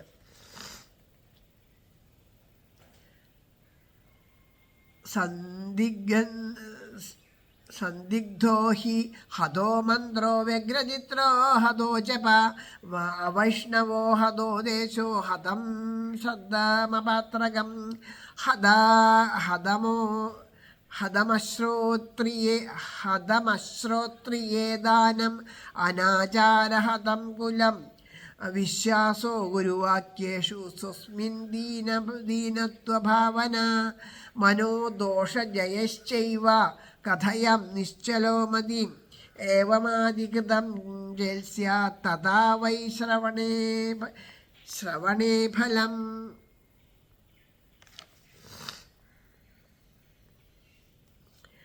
അവൈഷ്ണവസ്ഥലം പോലെ അപാത്രശ്രാദ്ധവും ഹതം അസദാചാരിതൻ വംശം അശ്രോത്രിയനുദാനവും ഗുരുവാക്യ ശ്രദ്ധ ദീനനാണു ഞാനെന്ന ഭാവന വേണം മനോജയം. കൃഷ്ണകഥ നിർലീന ചിത്തവും ഗുരുവാക്യ ശ്രദ്ധ ദീനനാണു ഞാനെന്ന ഭാവന വേണം മനോജയം. കൃഷ്ണകഥ നിർലീന ചിത്തവും ഇതൊക്കെ ചേർന്നു സപ്താഹം കേട്ടാൽ പൂർണ്ണഫലപ്രദം. അതുതാൻ തുടരെ ചെയ്താൽ പോകും വൈകുണ്ഠമേ വരും. അപ്പം പറയണു, ഇത് കേൾക്കുന്നവരുടെ മനസ്സിനെ ഏകാഗ്രമാക്കാണ്ട് കേൾക്കുക, നാമം ജപിക്കുക. അപ്പം പറയുമല്ലോ സർവത്ര ഗോവിന്ദനാമ സങ്കീർത്തനം എന്ന് പറയുമ്പോൾ നാമം ജപിക്കാനൊക്കെ നമുക്ക് മടിയാണ്, നമ്മൾ ജപിക്കില്ല. ഇടയിലൊക്കെ ഭജന പാടുമ്പോൾ എന്തിനാ ഇടയിൽ ഇങ്ങനെ ഭജന പാടുന്നത്, ഭഗവാന്റെ ശരിക്കും ഈ ഭജന പാടുന്നത് എങ്ങനെയാണെന്ന് അറിയും. ഇപ്പോൾ നമ്മളൊക്കെ ഭജന പാടുന്നത് സപ്താഹത്തിൻ്റെ ഇടയിലൊക്കെ ഭജന പാടണം കേൾക്കാം. എങ്ങനെയാ ഭജന പാടണം എന്നുള്ളൊരു ഉദ്ദേശത്തിൽ. മറ്റത് അങ്ങനെയല്ല. ശരിക്കും എന്താ ഉണ്ടാവുക വെച്ചാൽ ഈ പറയുന്ന ആളും കേൾക്കണ ആളും മനസ്സ് ലയിച്ച് ഇരുന്നു കൊണ്ട് പറയുക, ആ കേൾക്കണോടും അങ്ങനെയാവും. അപ്പം അങ്ങനെ കുറേ പറയുകയും കേൾക്കുകയും ചെയ്യുമ്പോൾ ആ ഭഗവാന്റെ ആ മഹത്വം നമ്മുടെ ഉള്ളിൽ നിറയുമ്പോൾ നമ്മളറിയാണ്ട് ശ്രീകൃഷ്ണ ഗോവിന്ദ ഹരേ മുരാരേ ഹേ നാഥ നാരായണ വാസുദേവ അങ്ങനെ ഉറക്കെ പാടാൻ തുടങ്ങും. അപ്പോൾ അങ്ങനെയാകുമ്പോൾ ആ പാടുമ്പോൾ അതിൻ്റെ കൂടെ എല്ലാവരും നമ്മളുടെയൊക്കെ മനസ്സും അതുപോലെ പാടുന്നവരുടെ മനസ്സ് ആർദ്രമായിട്ട് ഈശ്വരനാമങ്ങൾ ജപിക്കുമ്പോൾ കേൾക്കുന്നവരുടെ മനസ്സ് ആർദ്രമായിട്ടുണ്ടെങ്കിൽ അവരും അറിയാണ്ട് ജപിച്ചു പോകും. അവിടെ ഞാൻ എന്നുള്ള ഭാവം ശരീരബോധമൊന്നും ഉണ്ടാവില്ല, നമ്മളെല്ലാം മറന്ന് കേൾക്കുകയാണെങ്കിൽ. അങ്ങനെ നമ്മൾ കേൾക്കണില്ല, അങ്ങനെ നമ്മൾ നാമം ജപിക്കണില്ല, കേൾക്കണില്ല, മനസ്സിനെ ഏകാഗ്രമാക്കണില്ല. അതുപോലെ ധർമ്മശാസ്ത്രത്തിൽ പറഞ്ഞിരിക്കുന്നത് തികഞ്ഞതുപോലെ പറയില്ലേ. അപ്പോൾ ഒരു കർമ്മം, പിതൃകർമ്മം ചെയ്യാൻ വെച്ചാൽ കർമ്മത്തിന് വളരെ പ്രാധാന്യമുണ്ട്. ഈശ്വര പൂജയെക്കാളും ശുദ്ധമായിരിക്കണം പിതൃകർമ്മം എന്നാ പറയാം. ആ പിതൃകർമ്മം ചെയ്യുമ്പോൾ വേണ്ടതുപോലെ ചെയ്യില്ലെങ്കിൽ പിതൃക്കൾ സ്വീകരിക്കില്ല എന്ന് പറയും. അപ്പോൾ പിതൃകർമ്മം ചെയ്യുമ്പോൾ ശ്രേഷ്ഠനായിട്ട് അതിന് വിധിച്ച് കർമ്മം ചെയ്യുകയാണെങ്കിൽ ആ കർമ്മം വേണ്ടതുപോലെ ചെയ്യണം. കർമ്മത്തിനാണ് പ്രാധാന്യം കൊടുക്കണമെന്ന് വെച്ചാൽ തീർച്ചയായിട്ടും അത് വേണ്ടതുപോലെ ചെയ്യണം. അപ്പോൾ അശുദ്ധം നോക്കണം, അശുദ്ധങ്ങൾ നോക്കണം, അതിൻ്റെ നിയമങ്ങൾ നോക്കണം, എല്ലാ കാര്യങ്ങളും നോക്കണം കർമ്മത്തിൽ അടിസ്ഥാനമായിട്ട് ചെയ്യുമ്പോൾ. അപ്പം നമ്മൾ ഈ ശ്രാദ്ധകർമ്മങ്ങളൊക്കെ അങ്ങനെ കർമാടിസ്ഥാനത്തിലാണ് ചെയ്യുക. അപ്പോൾ അത് ചെയ്യുമ്പോൾ അതിലൊരു ലക്ഷണം പറഞ്ഞിരിക്കുന്ന ബ്രാഹ്മണനുണ്ട്. ആ ബ്രാഹ്മണന് ഭക്ഷണം നൽകി ആ ബ്രാഹ്മണനാണ് നമുക്കിതൊക്കെ പറഞ്ഞു തരിക അല്ലേ. നമ്മുടെ ഇതിലൊക്കെ പറയും ഇളയത് എന്നൊക്കെ പറയും. അത് ഓരോരുത്തരുടെ ഓരോ ദിനം. അപ്പോൾ അവർ വന്ന് നമുക്കത് വേണ്ടതുപോലെ പറഞ്ഞു തരും. അപ്പോൾ അത് അവർക്ക് അത് വേണ്ടതുപോലെ സംതൃപ്തിയോട് കൂടിയിട്ടും വേണ്ടതുപോലെ ശുദ്ധത്തോട് കൂടിയിട്ടും അത് വേണ്ടതുപോലെ ചെയ്തില്ല വെച്ചാൽ പിതൃക്കൾക്ക് തൃപ്തി ഉണ്ടാവില്ല. അപ്പം നമ്മൾ കൊടുക്കുന്ന അന്നം അവർ സ്വീകരിക്കില്ല എന്ന് പറയും. കർമ്മത്തിൻ്റെ അടിസ്ഥാനത്തിൽ പറയുമ്പോൾ അങ്ങനെയാണ് പറയുക. അപ്പോൾ അത് ധർമ്മശാസ്ത്രത്തിൽ പറഞ്ഞിരിക്കേണ്ടതാണ്. അതുപോലെ വേദം പഠിക്കാത്ത ബ്രാഹ്മണന് ദാനം നൽകുക വെച്ചാൽ ആ ദാനം കൊണ്ട് ഫലമൊന്നുമില്ല എന്ന് പറയുന്നു കർമ്മത്തിന്. അതുപോലെ തന്നെയാണ്. അപ്പം ഇതെന്താ ചെയ്യണത്? ഇവിടെ ചെയ്യണത് സപ്താഹത്തിൽ ഈ വക കർമ്മങ്ങൾക്കൊന്നുമല്ല അടിസ്ഥാനം, ശ്രവണത്തിനാണ് മഹത്വം അല്ലേ. കഥയിൽ ചലിക്കാണ്ട് ഇരുന്ന് ഏകാഗ്രമായിട്ട് ദൃഢഭാവത്തോടു കൂടിയിട്ട് കഥ കേൾക്കുക. അതിൽ പറഞ്ഞിരിക്കുന്ന കാര്യങ്ങൾ അപ്പോൾ നമ്മളുടെ ഉള്ളിൽ പ്രകാശിക്കും. അതിലിപ്പോൾ പല കാര്യങ്ങളും പറയുമ്പോൾ നമ്മൾ ഇപ്പോൾ പ്രത്യേകിച്ച് ഭാഗവതമൊക്കെ വായിക്കുമ്പോൾ ഭാഗവതത്തിൽ ശ്രീകൃഷ്ണ കഥകളെ നമ്മൾ വേണ്ട വിധത്തിലൊന്നല്ല മനസ്സിലാക്കണേ. ആ ശ്രീകൃഷ്ണൻ വെണ്ണ കെട്ടതും അതുപോലെ ഗോപികമാരുടെ വസ്ത്രം കവർന്നതും രാസനൃത്തമൊക്കെ നമ്മൾ വേണ്ട വിധത്തിലല്ലാതെ കണ്ട് അതിനെ നമ്മൾ അറിയുന്ന ആ ലൗകിക ദൃഷ്ടിയിൽ കണ്ട് ലൗകികാടിസ്ഥാനത്തിൽ നമുക്ക് തോന്നിയ പോലെ ചിന്തിച്ചെടുക്കുമ്പോൾ ആ ശ്രവണം കൊണ്ട് ഗുണമല്ല ദോഷമാണ് ഉണ്ടായിത്തീരണം. എല്ലാത്തിനും ഉണ്ട് കർമ്മച്യുതി. വേണ്ടതുപോലെ ശ്രവിക്കാണ്ട് വിപരീതമായിട്ട് ശ്രവിച്ചാൽ അതിന് ദോഷം ഉണ്ടാവും. ആ ഭഗവാന്റെ ധർമ്മം ആചരിക്കാനായിട്ട് ശ്രീരാമചന്ദ്രപ്രഭു പഠിപ്പിച്ചു തന്നു. ആചരണം ശ്രീരാമചന്ദ്രപ്രഭുവിൻ്റെ ധർമാചരണമാണ്. അത് എന്തു വന്നാലും വ്യതിചരിക്കാത്ത മര്യാദാ പുരുഷോത്തമനായിട്ട് ശ്രീരാമചന്ദ്രപ്രഭുവായിട്ട് വന്നു. ശ്രീകൃഷ്ണ ഭഗവാന്റെ ലീലകളെ എന്ത് ചെയ്യണം? ആസ്വദിക്കുകയാണ് ചെയ്യേണ്ടത്, അതിനെ അനുഭവിക്കുകയാണ് ചെയ്യേണ്ടത്. അതിനെ തെറ്റായ രീതിയിൽ വ്യാഖ്യാനിച്ച് തെറ്റായ അർത്ഥങ്ങൾ കൊടുത്ത് അത് വരുമ്പോൾ അത് കർമ്മച്യുതി വരികയാണ് ചെയ്യണത്. അതാണ് പറയണത്. ഇതുപോലെ ആ ബ്രാഹ്മണന് ഇപ്പം നേരത്തെ ഉദാഹരണങ്ങൾ പറഞ്ഞു. അതുപോലെ ശ്രവണം വേണ്ടതുപോലെ ചെയ്തില്ല എന്നുണ്ടെങ്കിൽ ശ്രവണത്തിൽ ശരിയായ ഫലം ലഭിക്കില്ല എന്ന് മാത്രമല്ല അത് കർമ്മച്യുതി ഉണ്ടാക്കുകയും ചെയ്യും. അങ്ങനെയുണ്ട്. അപ്പം അതുകൊണ്ട് ശ്രവണം വേണ്ടതുപോലെ ആയിത്തീരണം എന്ന് പറയണു. പുനഃശ്രാവന്തി സർവേഷാം വൈകുണ്ഠേ വസതി ധ്രുവം ഗോകർണ തവ ഗോവിന്ദോ ഗോലോകം ദസ്യതി സ്വയം.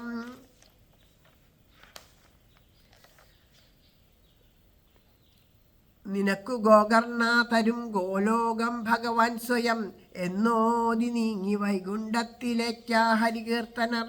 അപ്പോൾ പറയാണ് വേണ്ടതുപോലെ ഇതൊക്കെ സപ്താഹം കേട്ടാൽ പൂർണ്ണഫലം കിട്ടണമെങ്കിൽ ഇതൊക്കെ ചെയ്യണം. അതുപോലെ ചെയ്താൽ ആരാണോ അങ്ങനെ പറയുന്ന ആൾക്കും അങ്ങനെയുള്ള ആ ഭാവം വേണം, കേൾക്കുന്ന ആൾക്കും ആ ഭാവം വേണം. അങ്ങനെ ആ ഭാവത്തോട് കൂടിയിട്ട് തന്നെയാണ് ഗോകർണൻ കഥ പറഞ്ഞത്. അതുകൊണ്ട് പറയണു ഗോകർണന് ഗോലോകധാമത്തിലേക്കാണ് എന്ന്. ഗോലോകധാമത്തിലേക്ക് പോയാൽ പിന്നെ ഒരിക്കലും തിരിച്ചു വരേണ്ട ആവശ്യമില്ല. അവിടെയാണ് സ്ഥിരമായിട്ട്. അവിടെ അതാ ശ്രീകൃഷ്ണ ഭഗവാനോട് കൂടിയിട്ട് ഇങ്ങനെ എപ്പോഴും ഭഗവാന്റെ കൂടെ ഭഗവാനെ അനുഭവിച്ചുകൊണ്ട് അവിടെ ഗോലോകത്ത് കൃഷ്ണ പാർഷദനായിട്ട് അവിടെ കഴിയാനായിട്ട് സാധിക്കും. ഗോലോകധാമത്തിലേക്ക് എത്തുക എന്നുള്ളതാണ്. ഓരോ ജീവനും ആ ഗോലോകത്തിലേക്കാണ് എത്തേണ്ടത്. അപ്പോൾ അവിടേക്ക് ഇതാ പറയുന്നു, ഗോകർണനോട് പറയുന്നു ഗോലോകം തന്നെ തരും എന്ന് പറഞ്ഞിട്ട് അവർ വൈകുണ്ഠത്തിലേക്ക് എല്ലാവരും കൂടി പോണു.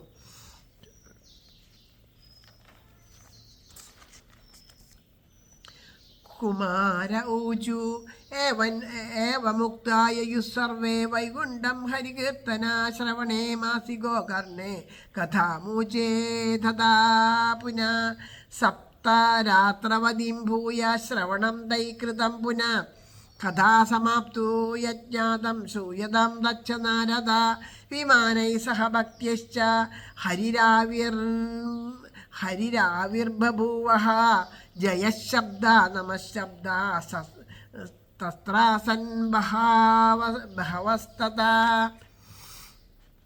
ഗോകർണൻ സപ്താഹമായി പിന്നെയും ഭഗവത് കഥ പറഞ്ഞു ചിങ്ങത്തിൽ അതു കേട്ടു സശ്രദ്ധമേവരും. കഥ തീർന്നപ്പോഴെന്തുണ്ടായെന്നും കേൾക്കനാരദ കഥ തീർന്നപ്പോൾ എന്തുണ്ടായെന്നതും എന്നും കേൾക്കനാരദ കഥ തീർന്നപ്പോൾ എന്തുണ്ടായെന്നും നാരദ കേൾക്കനീ.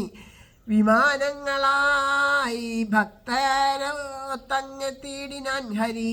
നമശബ്ദത്തോടെ കേൾക്കായി ജയശബ്ദവും അങ്ങുടൻ കേൾപ്പിച്ചാനവിടെ പാഞ്ചജന്യധ്വനിയുടൻ ഹരി. തനിക്കു തുല്യനാക്കി ഗോകർണനെ പുൽഗവേ ഹരി.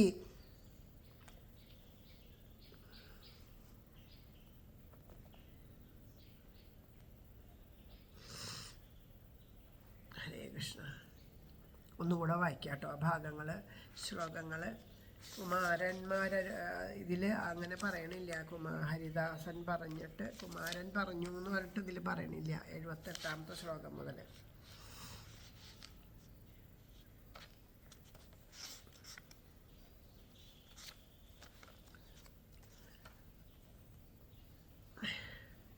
സപ്താഹാരാത്രാവതിം ഭൂയ ശ്രവണം തൈകൃതം പുന കഥാ സമാപ്തോ യജ്ഞാതം ശ്രൂയതം ദക്ഷനാരദ.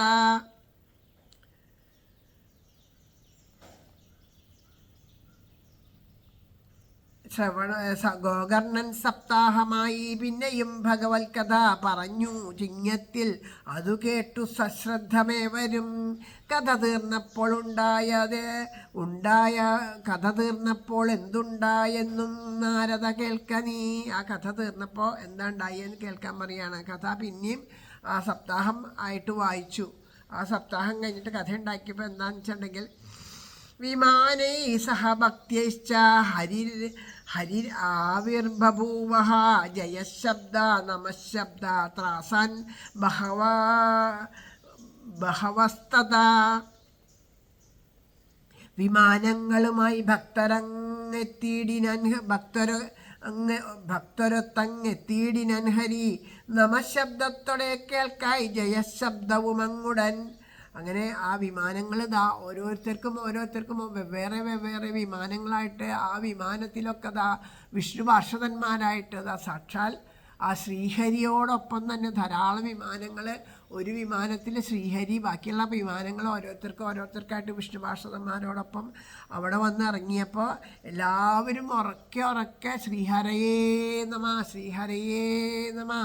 ഹരേ ജയ ഹരേ ജയ ഹരേ ജയ എന്ന് ഉറക്കെ എല്ലാവരും നാമം ജപിക്കാൻ തുടങ്ങി. പാഞ്ചജന്യധ്വനിം ചക്രേ ഹർഷാത്തത്ര സ്വയം ഹരി. ഗോകർണം തു സമാലങ്ക്യ കരോസദൃശം ഹരി. അപ്പോൾ അങ്ങനെ എല്ലാവരും പറഞ്ഞപ്പോൾ കേൾപ്പിച്ചാൻ അവിടെ പാഞ്ചജന്യധ്വനിയുടൻ ഹരി. തനിക്ക് തുല്യനാക്കി ഗോകർണനെ പുൽഗവേ ഹരി. ആ ഗോകർണനെ ഗോലോകത്തിലേക്ക് കൊണ്ടുപോകാന്നാ പറഞ്ഞത്. കൃഷ്ണ തുല്യനാക്കിയിട്ട് കൃഷ്ണ പാർഷദനായിട്ട് ഗോലോകത്തേക്ക് കൊണ്ടുപോകാം. പാഞ്ചജന്യം മുഴക്കിക്കൊണ്ട് തൻ്റെ ആ രഥത്തിലേക്ക് ആരെ കയറ്റി? ആ ഗോകർണനെ കയറ്റിയിട്ട് ആ ഗോകർണനെ കെട്ടിപ്പിടിച്ചുകൊണ്ട് ആ ഗോകർണനെ തനിക്ക് തുല്യനാക്കി തീർത്തു എന്ന് പറയാണ്.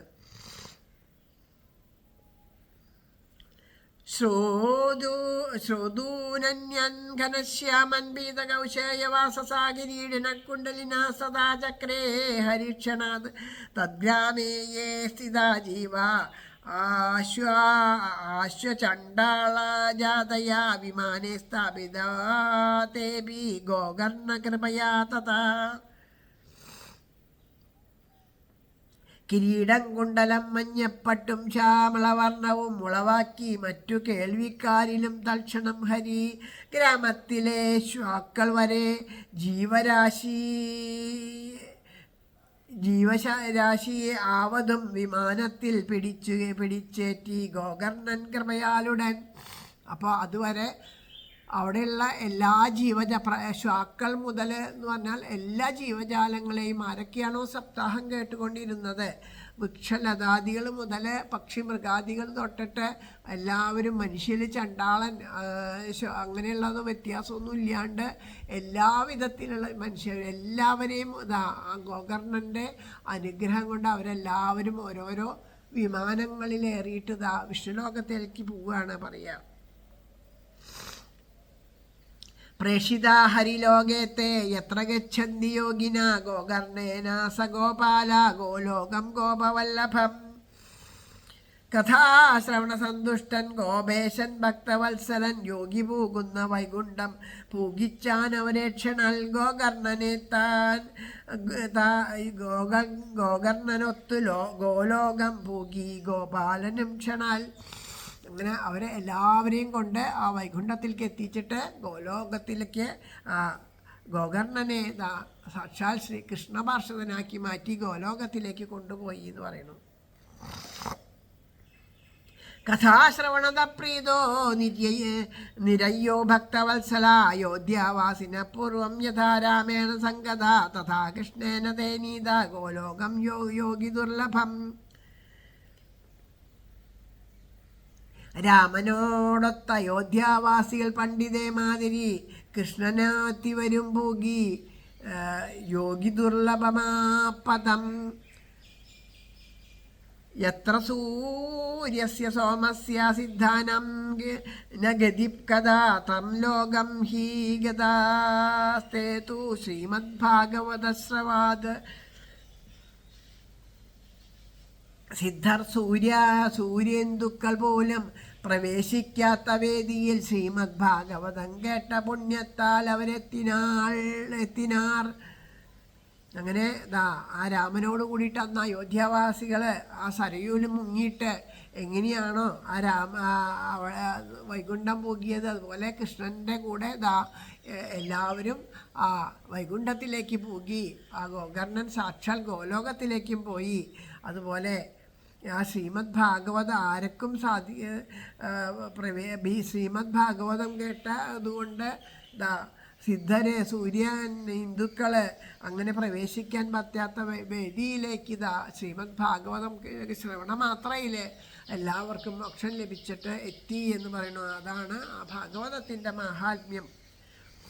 ഇത് ഭാഗവതത്തിൻ്റെ മഹത്വം എന്താണെന്ന് ഞാൻ പറഞ്ഞു തരാം എന്ന് പറഞ്ഞ് സനകാദി ഋഷീശ്വരന്മാർ നാരദർക്ക് ഉപദേശിച്ചുകൊണ്ടിരിക്കുന്ന കഥയാണ് നമ്മൾ ആത്മദേവൻ്റെ കഥയുടെ ബാക്കിയാണ് നമ്മൾ കേട്ടുകൊണ്ടിരിക്കുന്നത്. ആത്മദേവൻ്റെ ഒരു പുത്രനില്ലാത്ത ദുഃഖം കൊണ്ട് ആ പുത്രന് വേണ്ടിയിട്ട് വിഷമിച്ച് പിന്നെ ആ പുത്രൻ ദുഃഖമായിട്ട് തീർന്നു. കേവലം ഒരു പശു നിന്ന് ജനിച്ച ഗോകർണൻ എന്ന ആ മഹാപുരുഷൻ്റെ കഥയും ആ മഹാപുരുഷനിലൂടെ ധാരാളം പേര് വൈകുണ്ഠപദം പ്രാപിച്ചതായിട്ടുള്ള കഥകൾ അതാണ് ഭാഗവതം സപ്താഹ ശ്രവണം കൊണ്ടുണ്ടായി. ഇതാണ് സപ്താഹത്തിൻ്റെ മഹത്വം എന്ന് ആ കുമാരന്മാർ ആർക്ക് പറഞ്ഞു കൊടുക്കണു? നാരദാദികൾക്ക് പറഞ്ഞു കൊടുക്കുകയാണ്. അതിൻ്റെ മഹത്വം പറഞ്ഞു കൊടുക്കുകയാണ്.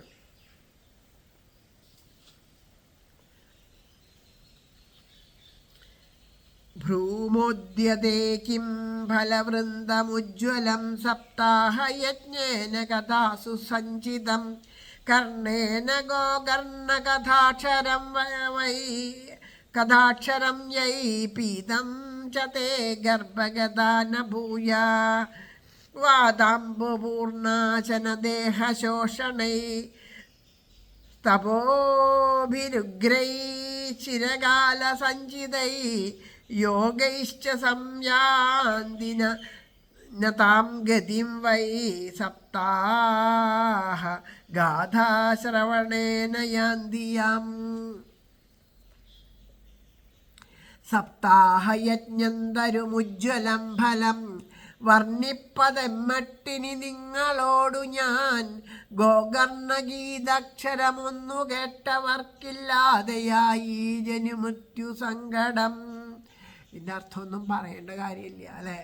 ആ ഗോകർണൻ്റെ സപ്താഹം ഇനി എന്താണ് ഈ സപ്താഹത്തിൻ്റെ മഹത്വം? ഇനി എന്ത് പറയാനാണ്? ഇത്രയും എന്താണ് ആ സപ്താഹത്തിൻ്റെ മഹത്വം? ഇനി എന്താ പറയാനുള്ളത്?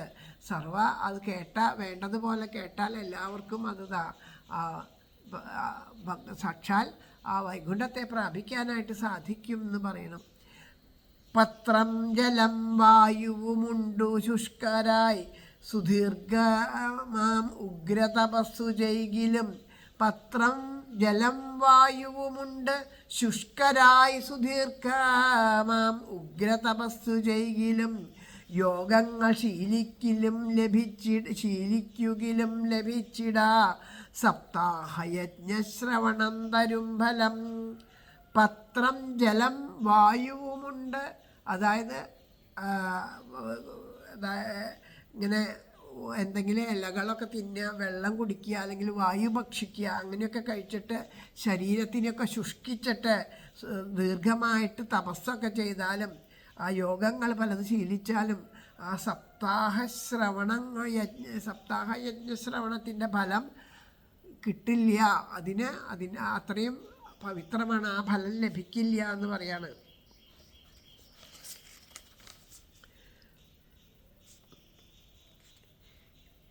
ഇതിഹാസമിമം പുണ്യം ചാണ്ഡല്യോപി മുനീശ്വര പഠതേ ചിത്രകൂടസ്ഥോ ബ്രഹ്മാനന്ദപരിപ്ലുത.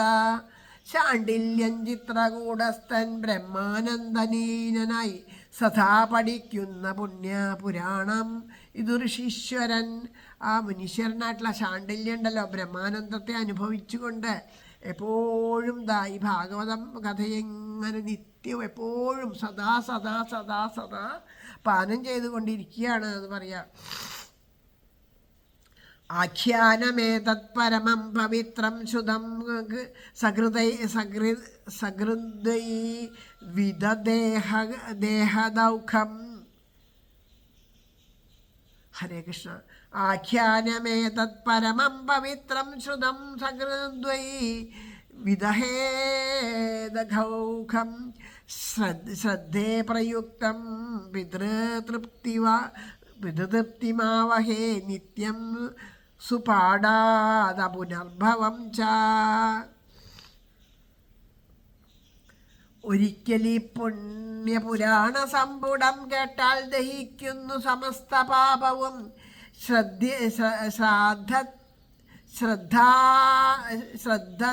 ശ്രാദ്ധത്തിലാകിൽ പിതൃതൃപ്തി കൈവരും. നിത്യേന ചെന്നാൽ അരുളുന്നു മോക്ഷവും. ആഖ്യാനമേതത് പരമം പവിത്രം ശുദ്ധം സഹൃദ്വൈ വിദഹേദഘം. ഹരേ കൃഷ്ണ. വിദദേത് അഘൗഘം. വിദഹേത് അഘൗഘം. ഒന്നുകൂടെ വായിക്കാം. ഹരേ ഗുരുവായൂരപ്പ.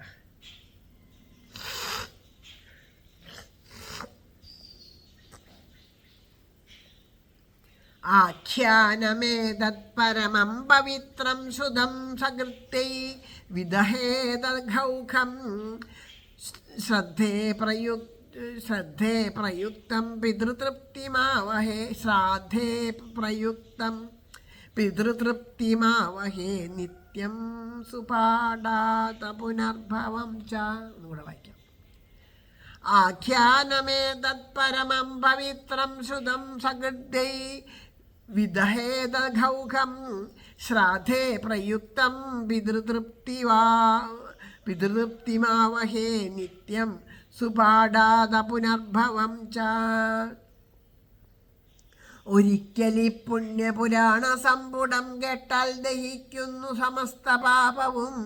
ശ്രാദ്ധത്തിലാകിൽ പിതൃതൃപ്തി കൈവരും. നിത്യേന ചൊന്നാലരുളുന്നു മോക്ഷവും. ആ പരിശുദ്ധമായിട്ടുള്ള ഈ ഭാഗവതം എല്ലാ പാപത്തിനെയും നശിപ്പിക്കുന്നു. ശ്രാദ്ധ ദിവസം ഈ ഭാഗവതം വായിക്കുക. ആരെങ്കിലുമൊക്കെ നമ്മുടെ വീട്ടിൽ ശ്രാദ്ധം ഒക്കെ ഉണ്ടാവുന്ന സമയത്ത് ഈ ഭാഗവതത്തെ ബാക്കി കർമ്മങ്ങളൊന്നും ചെയ്യാനായിട്ട് സാധിച്ചില്ല.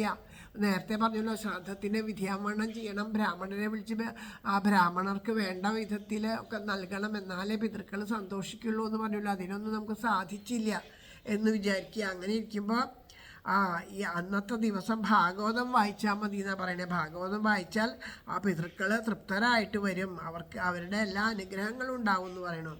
അങ്ങനെ എല്ലാ ദിവസവും ഈ ഭാഗവതത്തെ ആരാണോ പഠിക്കുന്നത് അവർക്ക് ആ പുനർജന്മരഹിതമായിരിക്കുന്ന പുരുഷാർത്ഥത്തെ ലഭിക്കും, ആ പരമഗതി പ്രാപിക്കും എന്ന് പറഞ്ഞുകൊണ്ട് ഇതി ശ്രീ പത്മപുരാണേ ഉത്തരഖണ്ഡേ ഭാഗവതമാഹാത്മ്യേ ഗോകർണ ഭക്തിവർണ്ണനം നാമ പഞ്ചമോധ്യായ. അങ്ങനെ ഒരിക്കലിപ്പ പുണ്യപുരാണ സംപുടം കേട്ടാൽ ദഹിക്കുന്നു സമസ്ത പാപവും, ശ്രാദ്ധത്തിലാകിൽ പിതൃതൃപ്തി കൈവരും, നിത്യേന ചൊന്നാൽ അരുളൊന്നു മോക്ഷവും എന്ന് പറഞ്ഞുകൊണ്ട് ശ്രീമദ് ഭാഗവത മാഹാത്മ്യം ഗോകർണ ചരിതം 5-ാം അധ്യായം ഇവിടെ സമാപിക്കുകയാണ്. ഇനി അടുത്തത് 6-ാം അധ്യായമാണ് പാരായണം ചെയ്യേണ്ടത്. ഈ 6 അധ്യായങ്ങളാണ് പത്മപുരാണത്തിലെ ആ ഭാഗവത മാഹാത്മ്യമായിട്ട് പറയുന്നത്. അടുത്ത അധ്യായം അടുത്ത ദിവസം പാരായണം ചെയ്യാനായിട്ട് ശ്രീ ഗുരുവായൂരപ്പൻ അനുഗ്രഹിക്കട്ടെ എന്ന് പ്രാർത്ഥിച്ചുകൊണ്ട് ഇന്നത്തെ പാരായണം ഇവിടെ സമർപ്പിക്കുകയാണ്. സർവത്ര ഗോവിന്ദനാമ സങ്കീർത്തനം, ഗോവിന്ദ ഗോവിന്ദ. ശ്രീഹരയേ നമ. ഹരേ ഗുരുവായൂരപ്പാ ശരണം. നാരായണ അഖില ഗുരോ ഭഗവൻ നമസ്തേ. ഈ അക്ഷരപ്പൂക്കളെല്ലാം ശ്രീ ഗുരുവായൂരപ്പൻ്റെ പാദത്തിലും നിങ്ങളുടെ ഓരോരുത്തരുടെ പാദത്തിലും പ്രേമപുഷ്പാഞ്ജലിയായിട്ട് സമർപ്പിക്കുകയാണ്. വേണ്ടതുപോലെ ഈ ഒരു സാധന, ഈ ഒരു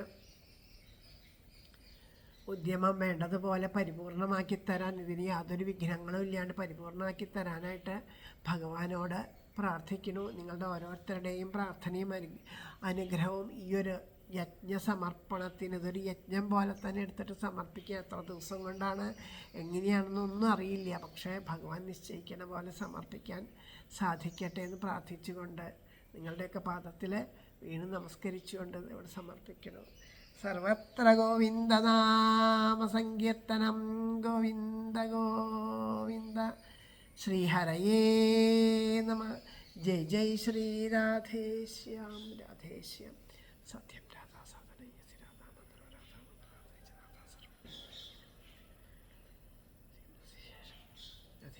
ജലദോഷമൊക്കെ ആയതുകൊണ്ട് കുറച്ച് ബുദ്ധിമുട്ടുകൾ, പിന്നെ കുറച്ച് തപ്പിത്തടയലൊക്കെ നല്ലോണം ഉണ്ടായി. കാരണം കുറച്ച് തലവേദനയൊക്കെ ഉണ്ട്.